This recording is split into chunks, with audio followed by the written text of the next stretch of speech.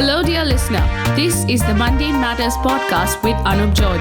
If you enjoy conversation and don't take offense at opinion, then this is the podcast for you. We're with special educator Neeti Pherwani. Yeah. Today. Okay. First of all, let's actually, for the sake of the audience as well, what is special ed? So special ed is, again, like I said, way beyond academics. It's a lot of therapy. You do behavioral work with children. So again, there are a lot of methods in behavioral work. There's applied behavioral analysis. It's ABA, which is a very common method used for children with ASD. But there What are is a lot ASD? of autism spectrum disorder is ASD. Okay. So that's particularly used with them because it uses the social learning theory. I don't want to go like too high with the labels and things. Basically conditioning. It uses a method of conditioning, but in a way that the child can understand and repeat it and learn what are some socially accepted behaviors. Again, that goes into another whole realm of how much do you want to, at what level are you forcing the child to do something, and at what level is it comfortable for the child? So that's like so a discussion special for ed another is day. for kids like, let's say, so autism is one. Autism Dyslexia is one. Yeah, so dyslexia comes under a learning disorder. So actually, even just a little bit of additional therapy usually helps a child with dyslexia. Special ed would be for children with autism, children with global developmental delay, where basically the milestones of the child have been delayed by a couple of years. Okay. Usually in global developmental delay, children can cover up pretty well, and by the time they're adults, they can function very normally in society if they are given the kind of additional help that they need. So they basically need like an additional help. Is there a way of actually quantifying this? Because quite honestly, because for the longest time, like a child can be a slower child in general, right? So technically the only method that is currently used is the IQ tests to really quantify how much a child has picked up in terms of intelligence, again, IQ tests. So that is the quantified method, but every institute, every therapist, every psychologist or educator has their own assessment sheets. So this is not exactly quantitative, but it's qualitative. Like for example, in the beginning of the year, if we do a pre-assessment sheet and we say that, okay, right now the child is able to identify the alphabet, but they're not able to sequence the alphabet. At the end of the year, we will do again an activity with the child that's going to give us an assessment of whether the child is now able to sequence the alphabet along with identifying it. So it's very, very qualitative. It's very, very intensive. You have to get into the real details. So you have to be very good with observation. You have to have organizational power to separate I often think about the parents' perspective here, because like it's so much easier to empathize with the parent, right? Because everyone wants their child to be as healthy as possible, dude. And this is one of those things that like really brings down to the question, what is ethical at this point of time? Because that is a lifelong commitment to a child who's now going to be ever dependent on you. In a way, probably.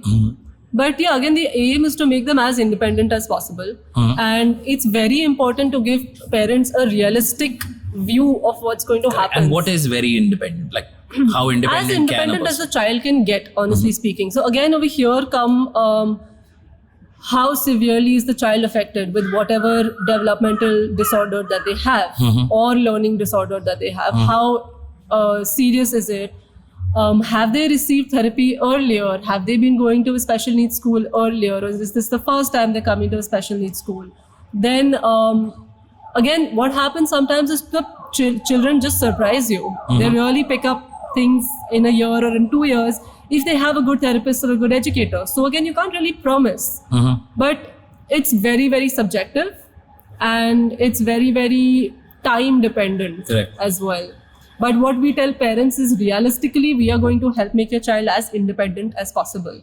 We do offer, different places will offer you things like NIOS and also the children have at least a basic degree. Eventually, for the kids who can do it. But you're saying that like a majority of kids do become like balanced citizens of like... They can.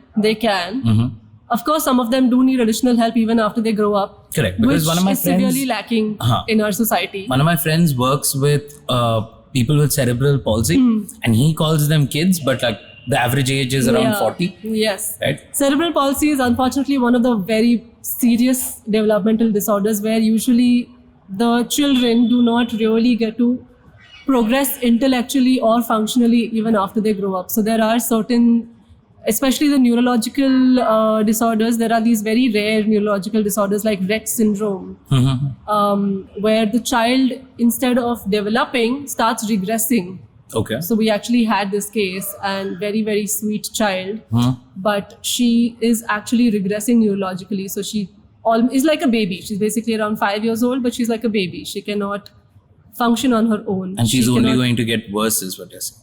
She may or may not get worse. Again, the thing with Rett syndrome is because it's so rare, we don't have enough case studies in the world to actually understand what will happen in the future. So it can stabilize at some point because in the year before COVID, when we were having work happening at the institute, she had started walking on her own, which she was not doing at the beginning of the year. She used to get off her chair and start walking on her own, although like a baby trying to walk for the first time. But that's that was a huge step forward. Progress. That was huge progress. So they can improve a little bit and probably stabilize there, but they may never be able to actually be functional completely. But there is a way to stop them from regressing at least. And let them be as like independent as they can, as much as they can. That is the thing, because we have something called neuroplasticity, right? Where our neurons can grow new synapses and learn new things. Correct. So there's no way of judging when the brain will develop neuroplasticity in any of a child who has special needs. So the only thing is to try and give them as much exposure possible. Dude, I hear a lot of big words right now and I cannot genuinely tell them apart. Yeah, so please ask me everything. So because like, could you tell me what is the difference between autism, cerebral palsy, Rett's, and so on and so forth? Like, I don't even know these are all what come under pervasive developmental disorders, meaning pervasive meaning that is going to continue for the lifetime. Developmental disorder meaning that it affects the development of the entire child, and these are all mostly genetic based disorders. Correct. So the thing is that because the genetic base, there's not too much information available on what exactly is causing this kind of mutation. Correct, because so it's very difficult to predict. I doubt that there are like people with these syndromes having kids and then there is hereditary. Yeah, the max we can actually say is maybe adults who have ASD and who are actually I don't want to say ASD high functioning autism spectrum disorder. Every time I say ASD is going to mean autism spectrum disorder, which why is it called I will explain that. Can we just call it autism? Okay, we'll come back to this. I will explain why we should call it ASD as well. But let me just finish. So I was saying that it's only adults with ASD now who are actually able to give an input into what methods of therapies are working and what worked for them as children. Fair. Cerebral palsy, like we were discussing earlier, is a little difficult. Yeah, because there is primary communication is off, right? So their entire motor functioning is gone, which means the movement of hands, limbs, ability to speak, all of that is not there, and it's very difficult to get a fully functioning motor development. Correct. So happening. It remains that way for the rest of their life. It remains happening. The max you can do is make sure that they are at least getting enough muscle exercise so that it's not regressing. Correct. Atrophy वगैरह नहीं. Yeah, exactly. It is a very strongly muscular disorder. So that is what is the difference between autism and Asperger's? Let's say. So you know the DSM, right? The diagnostic. No. Okay, so basically the American Psychiatry Association has going very technical with this. No, it's actually something that everybody should know because even a lot of behavioral disorders are defined by DSM. So you often hear this thing, right? Like DSM-5 has given this definition. So basically American Psychiatry has an entire manual of all the disorders and their definitions according to the latest research available. So earlier Asperger's was basically a child who has autism but has a very high IQ, has slight social communication issues, so they don't understand social cues, but their language is not affected, their behavioral issues may or may not be there. So basically for children with a much higher IQ was Asperger's syndrome, and autism was for the more severe children where they have the typical rocking back and forth, getting lost, staring at various things for enjoying that could be a normal child just... That is a whole different discussion actually. I completely agree with you there. So which is why in the latest manual, they have taken out this Asperger's, and instead of classifying them as two separate things, there's something called autism spectrum disorder. So it's like a spectrum, and there are different characteristics. So there's echolalia, which is that repeating of what people are saying. They can just keep echoing what people are saying. So that is one characteristic. Then the rocking back and forth is another characteristic. Social communication is a characteristic. Behavioral issues is a characteristic. So there are different characteristics, and it's a spectrum. A child can be anywhere on the spectrum. So considering that this is such a hugely subjective disorder, it's better to have a spectrum, because no 5 children with autism have the same characteristics. Kind of autism. Okay, fair. So this way, it keeps it very open rather than labeling them and putting them into boxes. Because the idea of special ed is to take them out of that box. So this way, with the spectrum, you can. And how can a parent tell, like, that there is something wrong with the child? So speech, probably. Yeah. So autism has supposedly. I have not worked in early intervention, so I really cannot say how well it works, but the standardized way is that during about the time when infants start to look at their parents and respond to them, children with autism usually do not. Is what one of the milestones that they do not cross. Fair.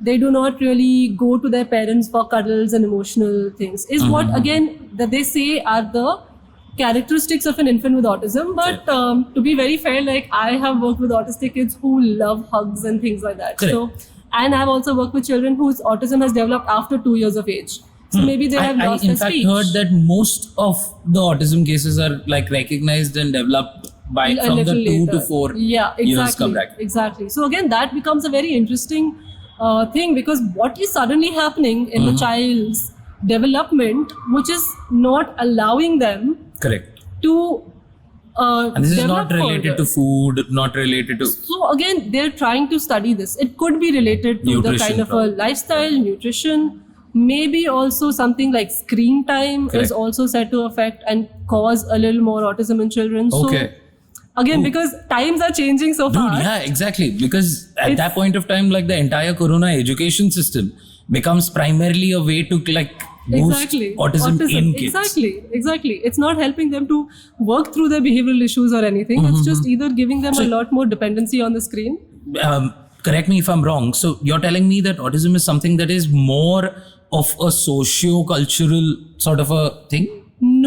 So there's no conclusive study to prove that. And that's what my question is. Why isn't there? Because there are a lot of people with special needs. There are studies happening, but again, the thing is that these trials have to be conducted over a period of their lives. Now, maybe the social-cultural aspect is being studied currently, which the trials and results will only come out about 5-10 years later. Makes sense. Again, what happens is because they keep changing, we do not have a certain number of demographic to say that this is giving us conclusive results. Makes sense. Because every time in statistics also, when you are calculating something, there is a space for error.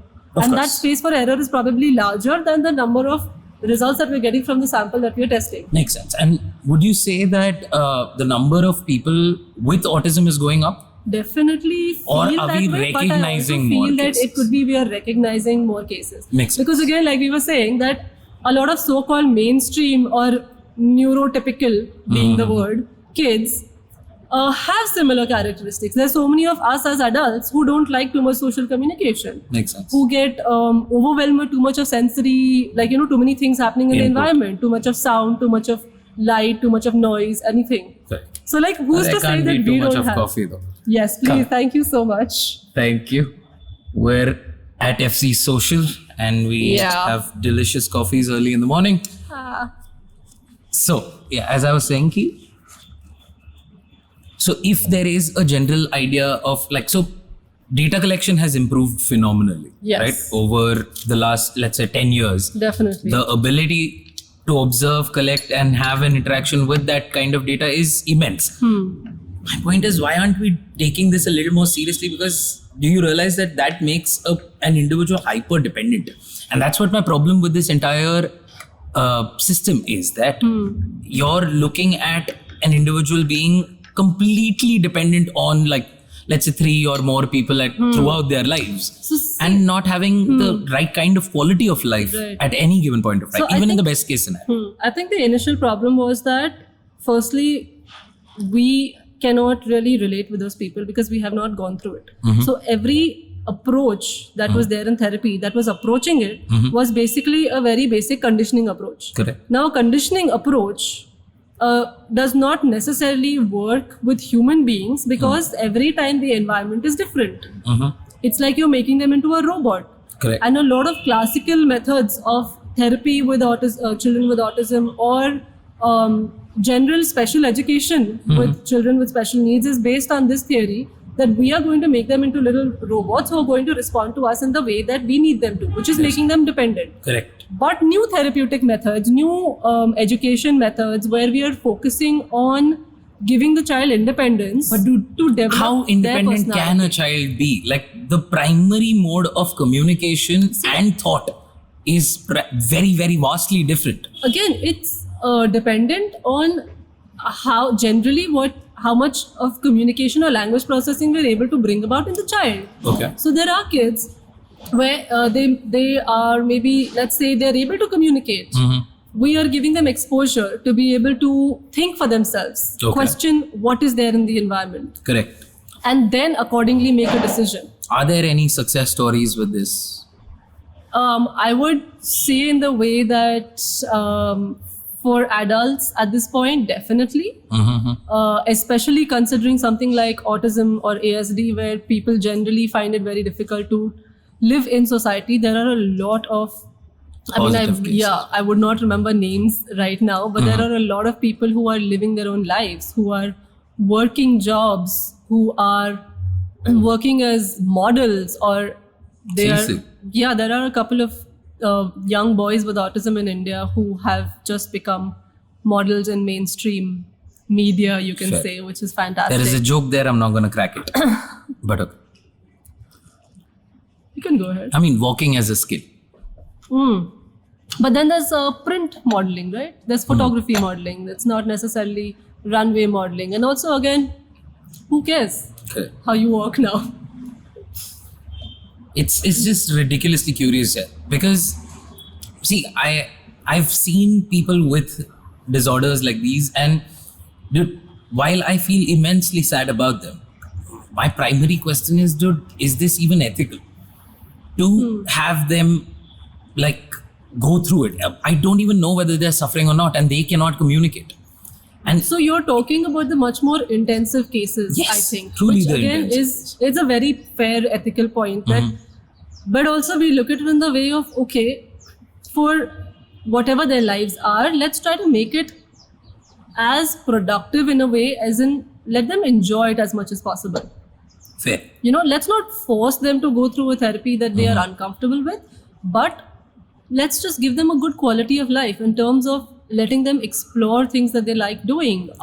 Maybe art, maybe music, maybe whatever it is. These are options for kids who come from well-to-do families, right? And even those have to be open-minded. I eventually want to introduce it for everybody. This like rural setting. Art-based therapy should become a mandate in special ed schools all across the country. Now, the basic problem is that the standard of special education in India is still very low.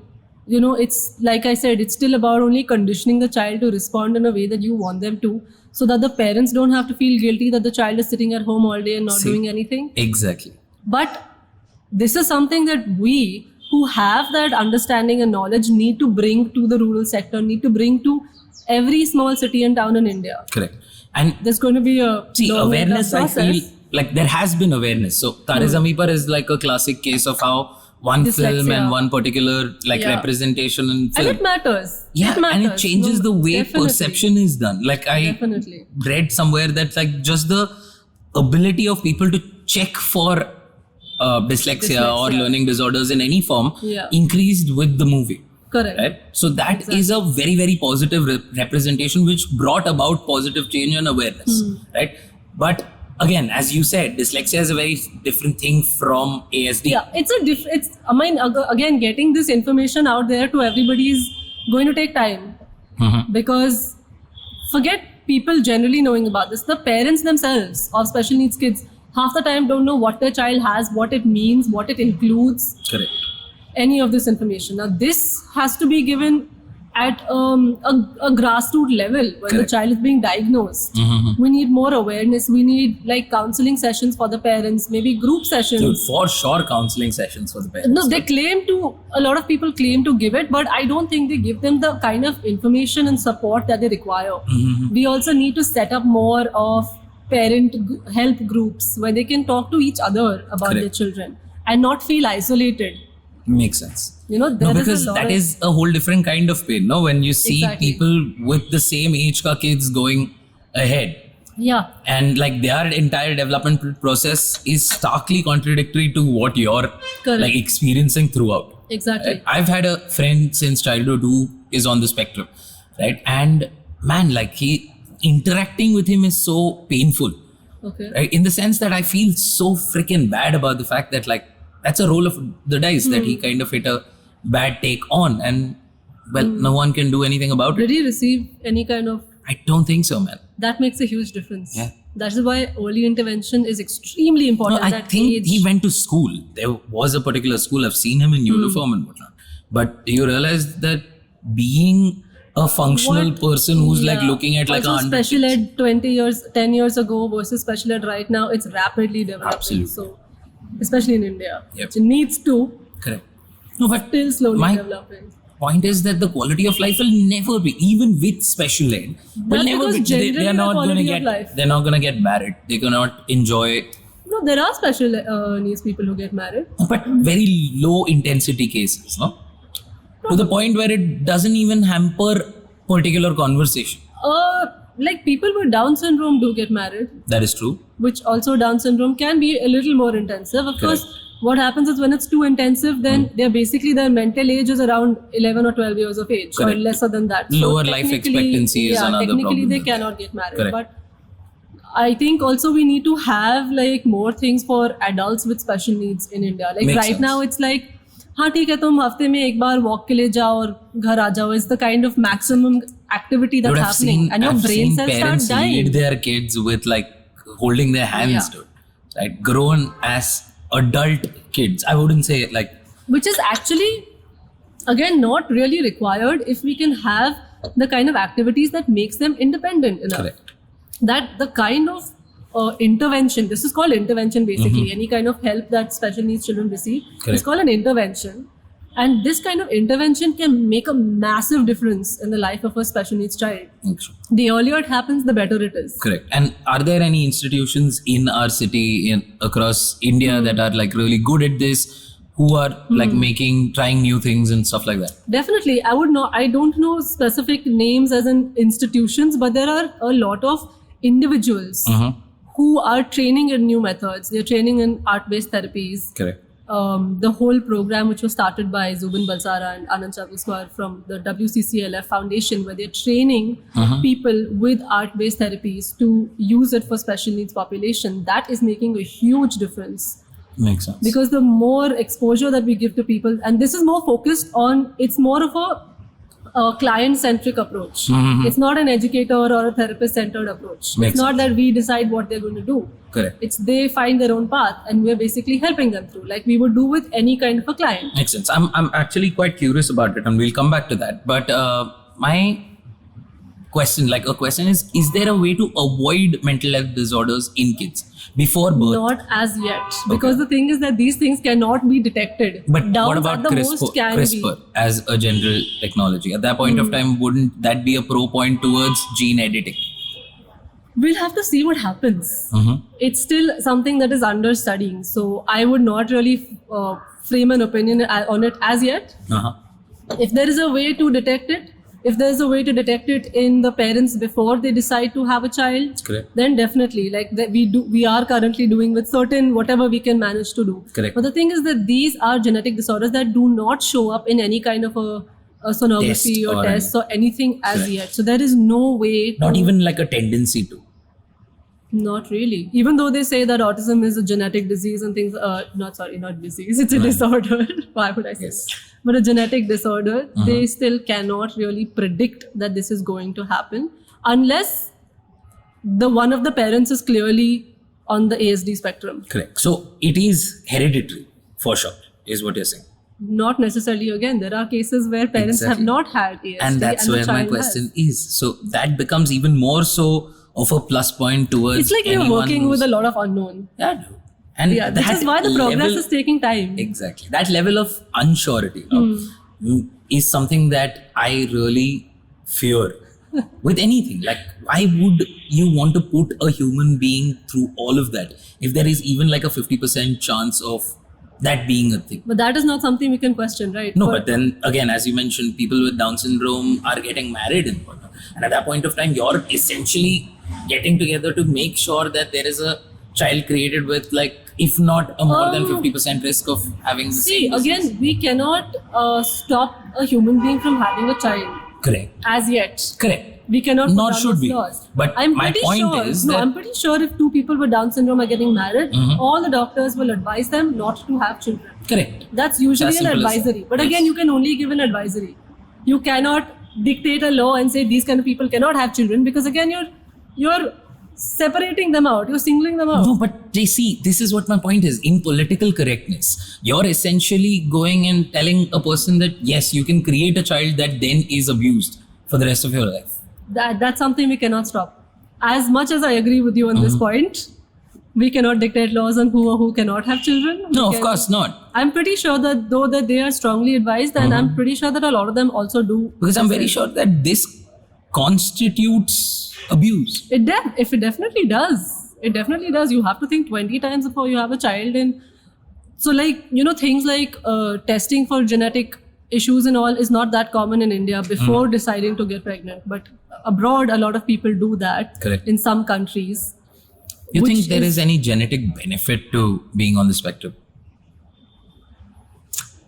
I don't know as yet. Because I've been thinking about it this way, right? Like, so every single feature or most of the features that we have are through basically evolution, right? And like selective genetics. What are the benefits? There must be some benefits to have filtered down to this level, because I'm very sure that, like, right now we're talking about awareness, and that in itself is low, right? Imagine like 50 years ago or 100 years ago, when a person would have issues like this, like, they would be an outcast instantaneously. Definitely not a functional member of society, and as such their life expectancy or even acceptance into society would be very, very low. Correct. Right?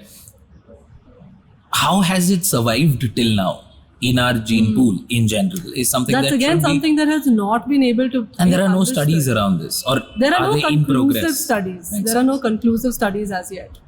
So, because again, it's very difficult to formulate a theory about something which we have no personal experience of, to be Correct. frankly But speaking. I'll shoot in the dark. That's what I do. I in mean, this show. honestly, in the future, if there are people with ASD who are conducting studies themselves, they would probably get more results, or they may be able to observe certain things that we are not able to.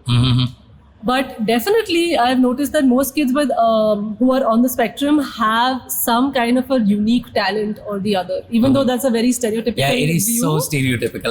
But they literally do. was- It's like surprising. And by talent, I mean a unique ability of sorts. Correct. Like one of my students has a fantastic thing of mental maths, which we just like realized last week. Okay. He just learned addition recently. And the other day, he was just looking at the book. He looks at the sum 6 plus 4 and says 10 without thinking for 5 seconds. He's not looked at the sums before.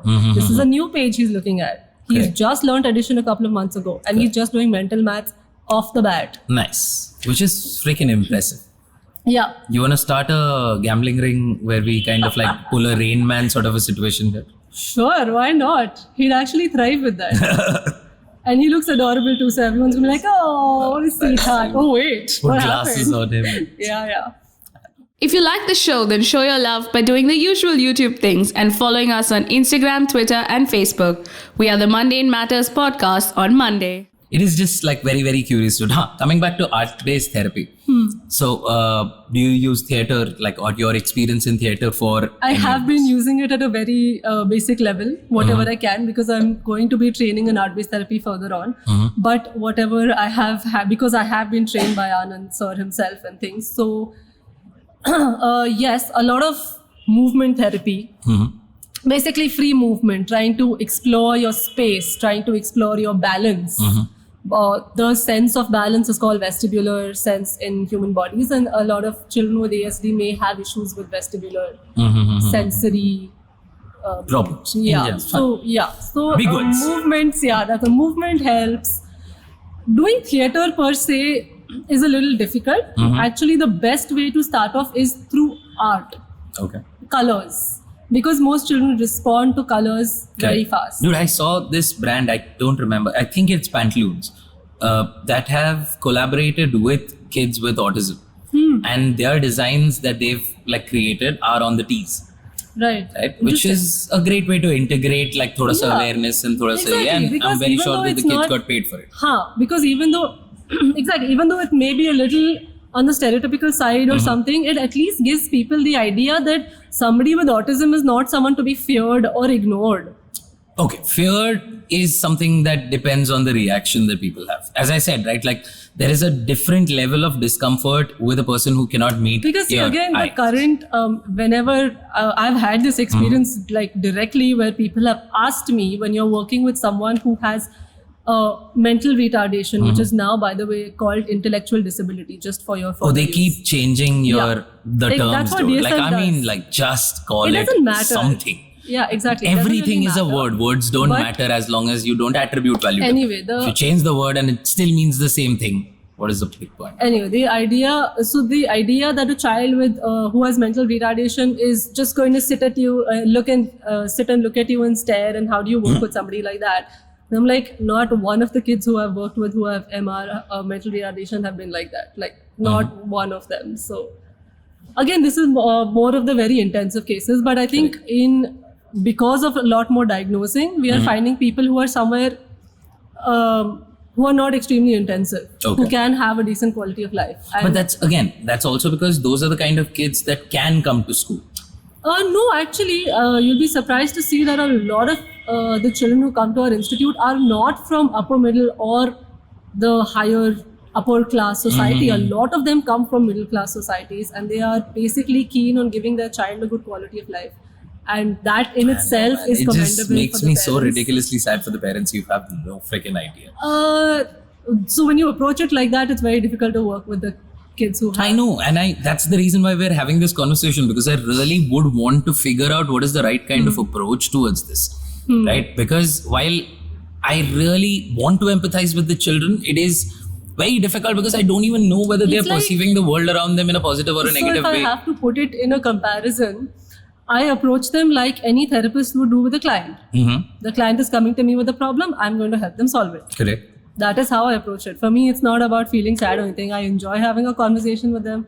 I feel like I get along with them very well. And I just approach it with the thing that, okay, the client has come to me. I'm going to help them to improve the communication. I'm going to help them to deal with this particular behavioral Makes issue. sense. So that level of detachment is necessary, is what you're yes, saying? absolutely. Absolutely. You need detachment when you're working with a special needs child, for sure. Because then if you get extremely emotionally invested, it's going to become very difficult for you to function as a Correct. therapist. Or But the then educator. again, with detachment people comes a do. lot of people being very curt or rude, or Definitely. to It's- even points where like they hit the kids and like get physical with them. Absolutely. There is a very fine balance.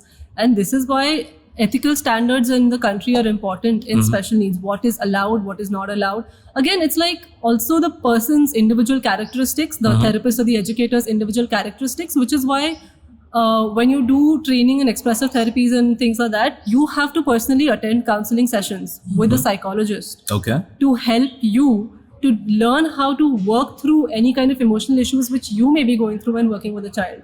Oh my God. Yeah, and it's very important, I feel, Yeah, especially for people who are more emotionally invested No, generally. I get that. naturally. And see, this is what my point is. You see, this is empathy at work. Yeah. Where you're talking about something sad and you feel sad, you feel low. Yeah, Right? yeah. That is transferable immediately. Yeah, but that happens with every psychologist, right? Transference is a very common, or counter-transference is a very common kind of a thing that can come up, because whenever you're working with people and you're working with problems, there's bound to be emotional issues for yourself. Correct. For a lot of people. And how do you deal with that? I'm not generally a very emotional person, so Nice. for me, it's not Good difficult. Yeah. For me, the detachment is easy enough. But I definitely feel like I can create a bond with the kid enough. But I've also noticed that they really enjoy getting their own space. So if somebody is very emotionally invested, they need to learn how to give the child space. Now So that do you is what think happens with parents, you know? Letting kids be. So this has been a general theory Yeah. of late. Yeah. Is that just let kids be? It's as not long a as they're general curious and theory they're of late, exploring something. actually. If you know of Jean Piaget, who was a very popular developmental psychologist No. back in the day. So he has actually formulated this theory back then, saying that children at play can be the best form of learning possible. Absolutely. Because And you you try need- things and you're yeah. learning through experience. It's just that people are now taking it seriously. Correct. Because they have tried other things and maybe they have not worked. But the whole idea of play therapy that is slowly developing and all. Piaget has said for the longest time that children have their own way of looking at the world and that is how they develop their thoughts. We as adults only need to guide them through. Makes sense. We need to let them for themselves develop things on their own, develop their ideas, develop their thoughts. So But then we've not do you really let recommend kids. that probably? I- Because as I you said, definitely like agree kids with are this theory strongly. more at peace alone.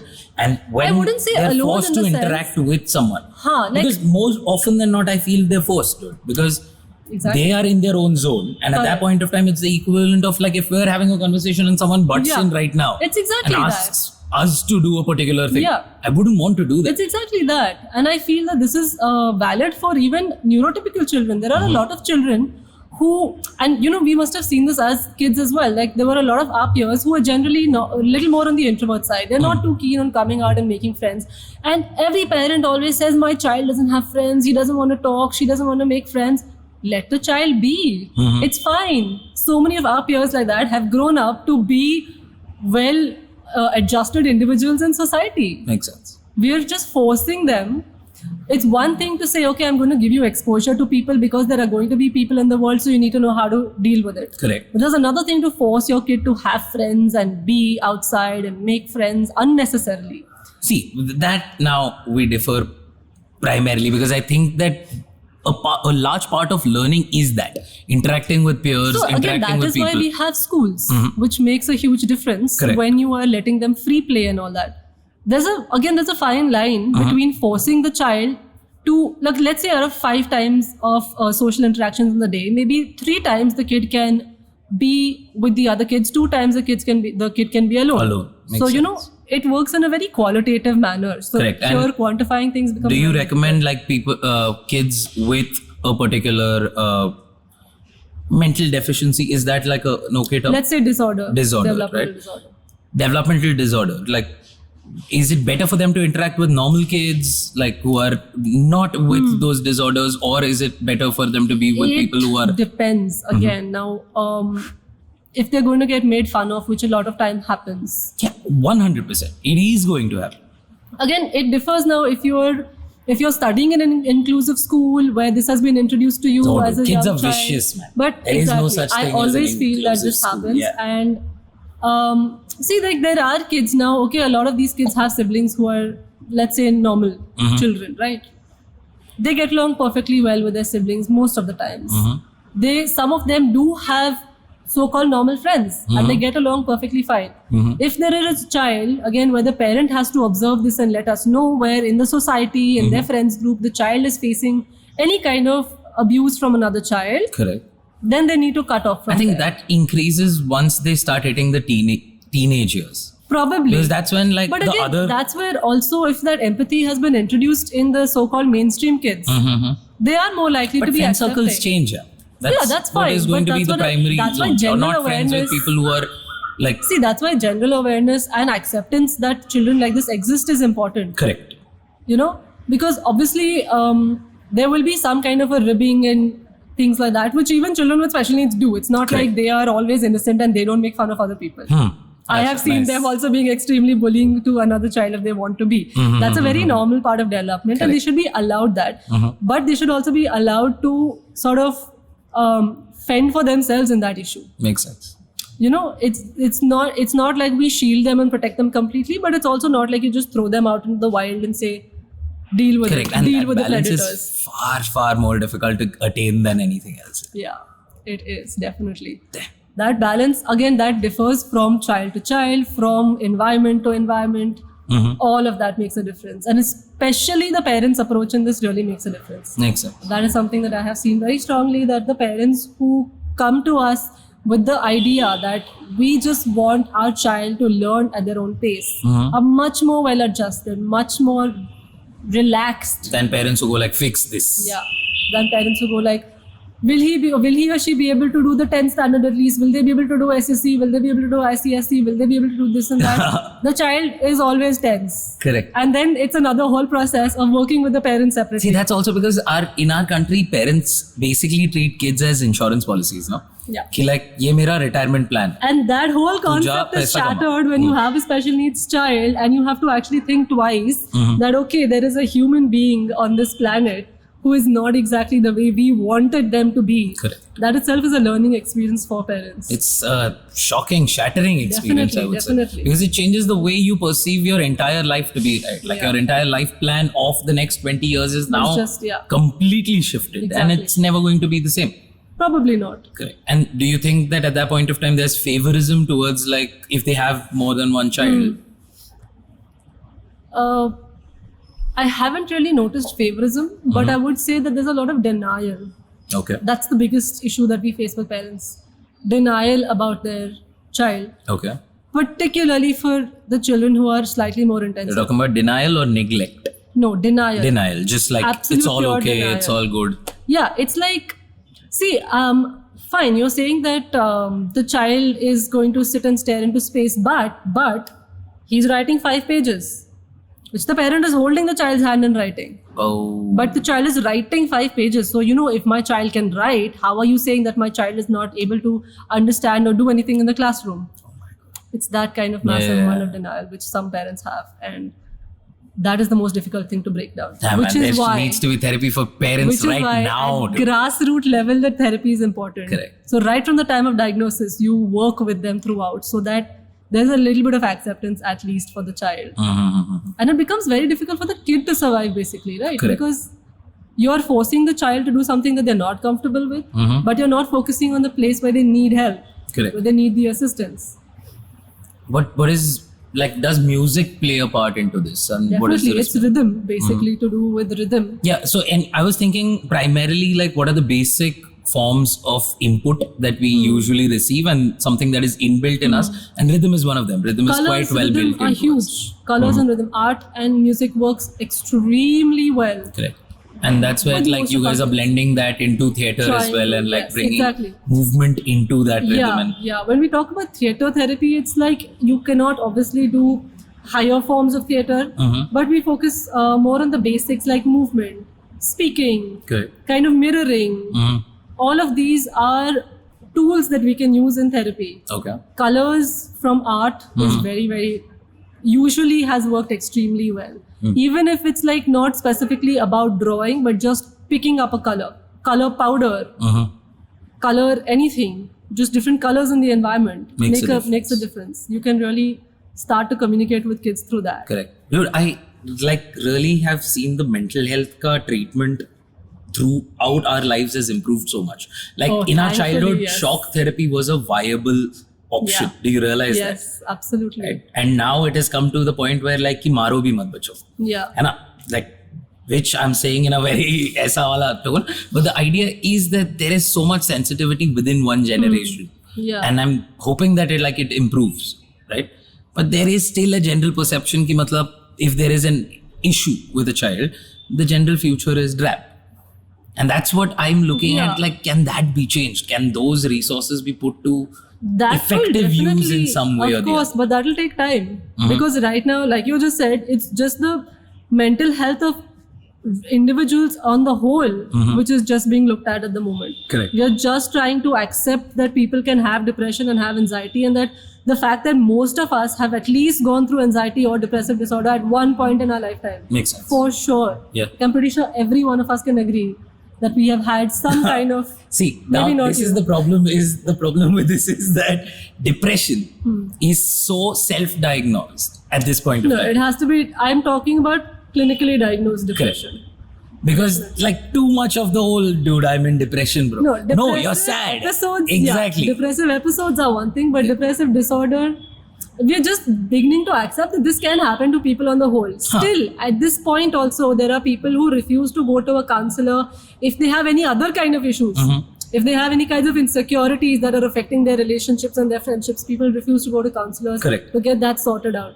So if you're still not okay with that, no, that's also because we've become extremely insular when it comes to social interactions. No, these are conversations that you would usually have with your friends.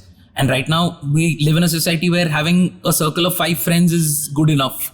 That was never the case in human society. Like, you always had to interact with as many people as possible. The lockdown has definitely not helped. No, that's okay. But what I mean is that it's like how you go to a doctor if you have an issue. If there's something that's affecting your physical health, your ability to function. If there is something that's affecting your mental ability to function, in the sense that if you are having massive problems with a relationship or something where you know that you need help, your coping mechanisms are not right. Correct. You need to go fix that. That also needs to become a little more accepted. It's not like there's something wrong with you personally. It's not personal, you know. But people start becoming very personal about it, and there's nothing wrong with me. Yeah, I'm all good. Why should I go to a counselor? I'm fine. I'm not like a psycho or something. You think the lockdown has actually... is... See, now that movie representations of mental health are so poor. The movie Psycho was actually about psychotic disorders. Exactly. You don't say psycho for somebody who has a basic insecurity issue. Makes sense. But yeah, again. So my point is, do you think that the lockdown has shown a little more light on the fact that mental health is important and, should be something that is taken care of? Because people were lonely beyond belief. And a lot of support structures broke down at that point of time. Definitely. But at the same time, there wasn't access to psychologists.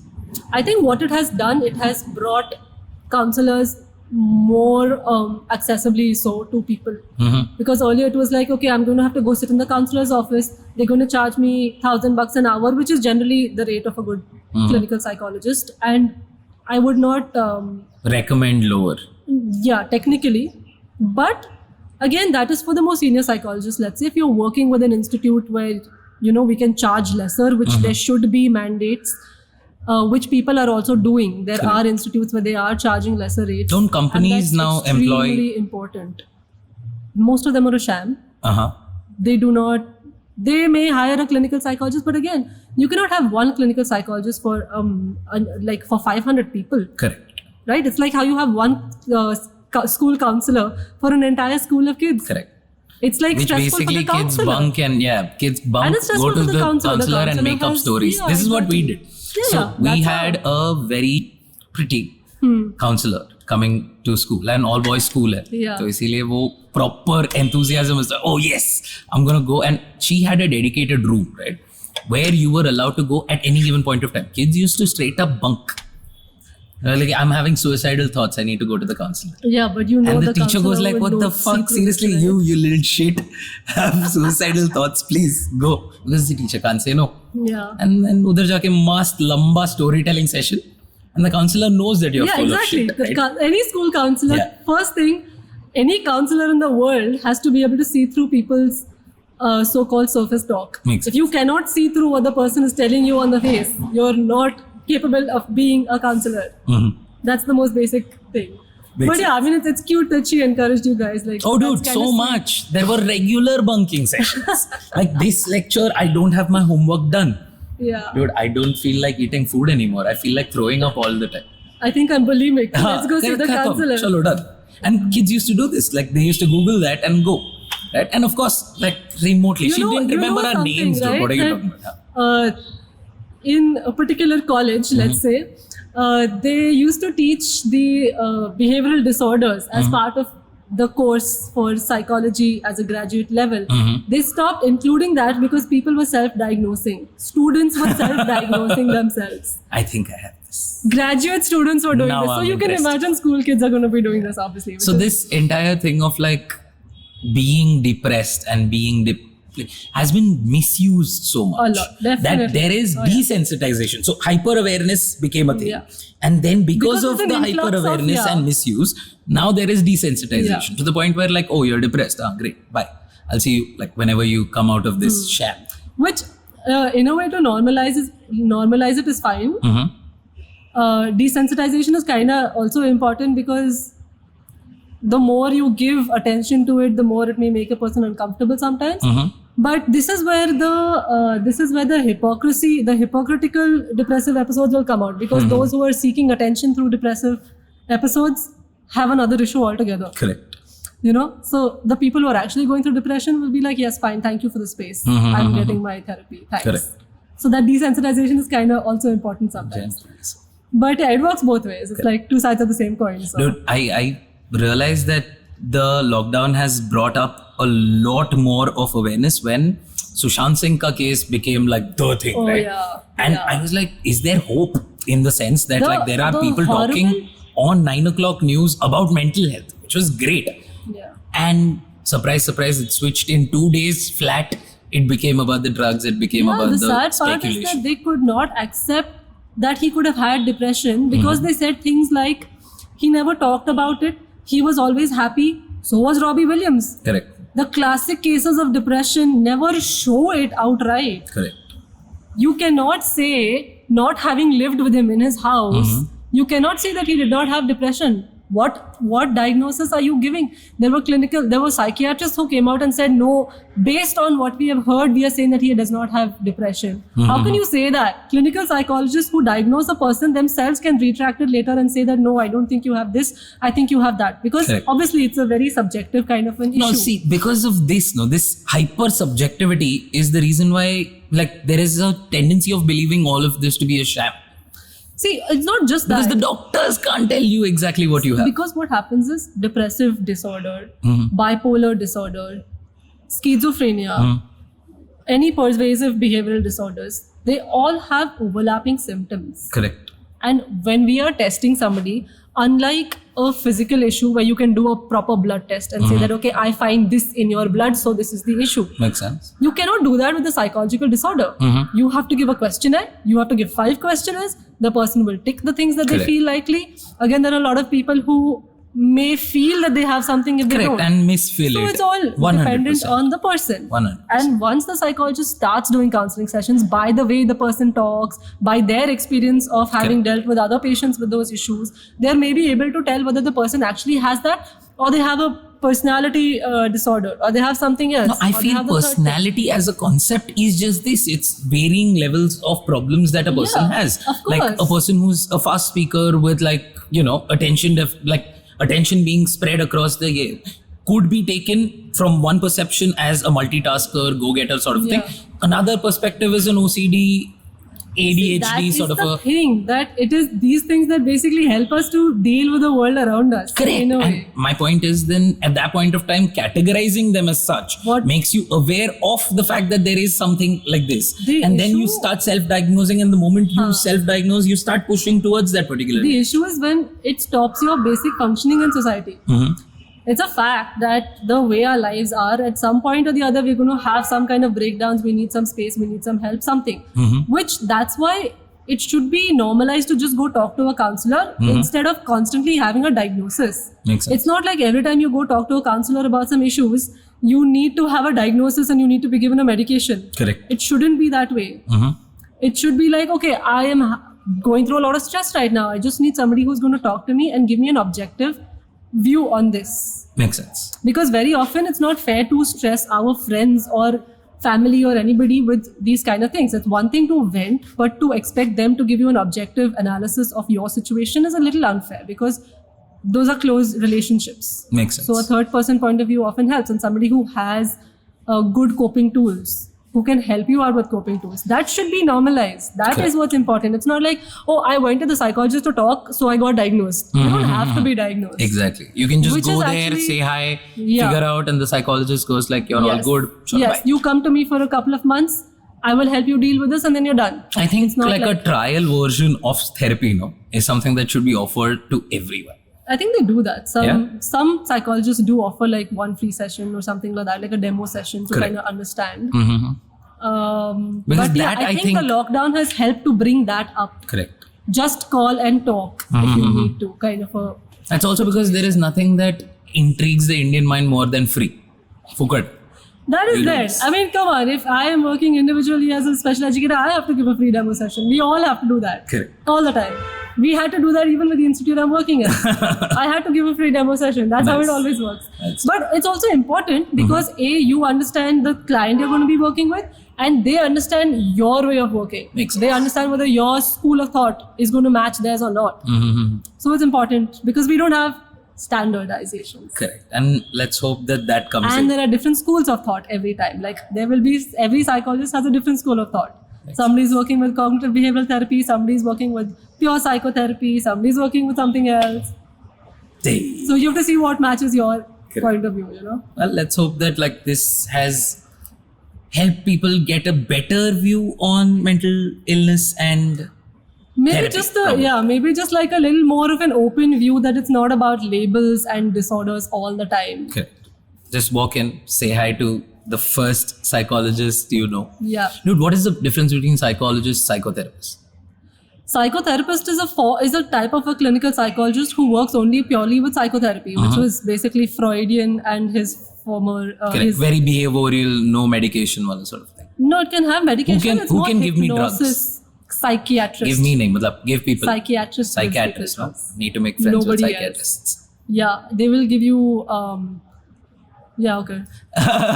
Give names. Give names later. Yeah, I'll give you names later, but they're going to be like life hampering because they will eventually kill your synapses. But okay, you may as well just go take morphine or something. Yeah, but it's equivalent to that. I'm gonna shoot some up right now. Yeah, good idea. But in the meantime, thank you for being with us. Thanks so much. This was a fun, incredibly informative session. Honestly, yeah, it was fun. It changes a lot of perceptions that I've had in the past. That's great. Yeah. If I can change some perceptions, that's great. Must. Right. The most bull-headed people are the ones who get like right to that turn, right? But in the meantime, yeah. we're out.